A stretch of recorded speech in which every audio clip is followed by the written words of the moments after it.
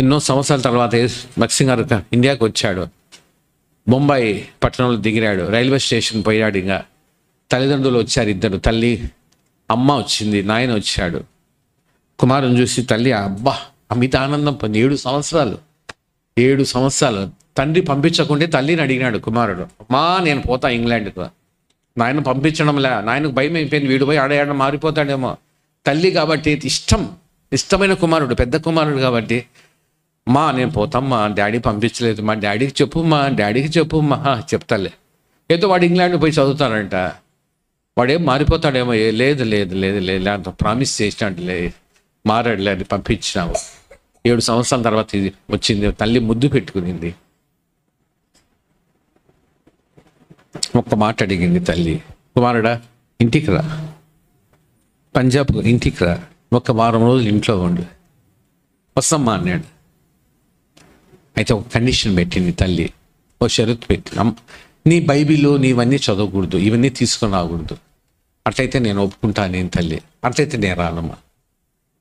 బా కమాకండి చెప్పేసి, నా దేవుడు లేకుండా నేను రానమ్మా, నా బైబిల్ లేకుండా నేను రానమ్మా. ఆయన నా ఊపిరి నేను ఊపిరి పట్టుకుంటే నేను చనిపోతా కదా, నా ఊపిరి ఆయన నేట్లో వస్తాబా. తల్లి ఏడ్చింది. ఒక్క తల్లి మాట వినమా.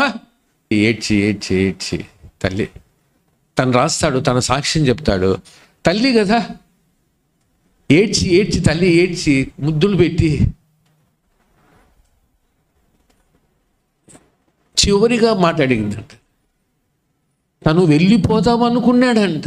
ఆ మాట రాశాడు. తను వెళ్ళిపోదామనుకున్నాడు. తల్లి కదా ఏడుస్తాడు. వాళ్ళకి ఎవరికి అర్థం కావడం, ఈయన ఏడుస్తున్నాడు, తల్లి ఏడుస్తుందంటే నాయన ఏడుస్తున్నాడు. ముగ్గురే ఉన్నారు. తల్లి ఏడుపుకు తట్టుకోలేక వెళ్ళిపోదాము అనుకున్నాడంట.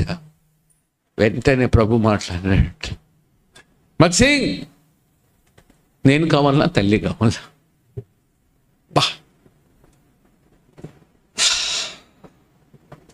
నేను కావాలా, నీ తల్లి కావాలా చెప్పు ఇప్పుడే. ఒక్క నిమిషంలో చేసుకోవాలా, ఒక్క నిమిషంలో తీర్మానం చేసుకోవాలా. కుమారుడు భగత్ గారు ఏ సందేహం లేకుండా, ప్రభా నువ్వు నాకు కావాలా, నా తల్లి అవసరం లే. తల్లి గట్టిగా ఏడ్చిందట. పోయేటప్పుడు ఆయన ఏమంటాడండి, వెనక్కి కూడా చూసిందంట తల్లి. మళ్ళీ వస్తాడేమో, ఆ సిచ్యువేషన్ నేను తట్టుకోలేను అన్నట్టు. అయితే విజయమే గెలిచింది. ఆ రోజు అతను తల్లిని పోగొట్టుకున్నాడు, సమస్తం ఇచ్చాడు. నీవు నేను ఇక్కడ కూర్చొని ఉన్నాం కారణం ఒక్కడు. నువ్వు నేను ఈరోజు ఫ్యాన్స్ కింద కూర్చొని ఉన్నాం కారణం ఒక్కడు. తండ్రిని అన్ని వదిలిపెట్టేశాడు. ప్రభువా నీవు నాకు కావాలి. ఈరోజు ఉన్నావా? శిష్యులు ఫెయిల్ అయిపోయారు, మాకు తెలియదు, మరి పాస్ అయిపోయింది. అందుకే మనం చదివాం ఆ మాట 16వ అధ్యాయంలో 5వ వచనం 7వ వచనంలో. మగ్దలేని మరి మొట్టమొదటిసారి కనపడినాడు. ఏంటండి ఇది? నాకు ఆ మాట చదువుకుంటానే ఎంత సంతోషమో. పేతురు యోహాను అందరు పక్కన పెట్టినాడు. యేసు ప్రభు మొట్టమొదటిసారిగా మగ్దలేని మరి కనపడినాడు. అవసరమా? నాకు ఎప్పుడు అనిపిస్తుంది, ఒక అబలకు అవసరమా? ఒక స్త్రీకి యేసు ప్రభు మొట్టమొదటిగా కనపడడం అవసరమా? అవును. అట్లా పిచ్చి ప్రేమతో ప్రేమించింది, కనపడినాడు. నేను ప్రభువును చూసి తిని చెప్పగలిగినారా? మిగతా వాళ్ళు శిష్యులు చెప్పలేకపోయినారు. నేను ప్రభువుని చూశాను.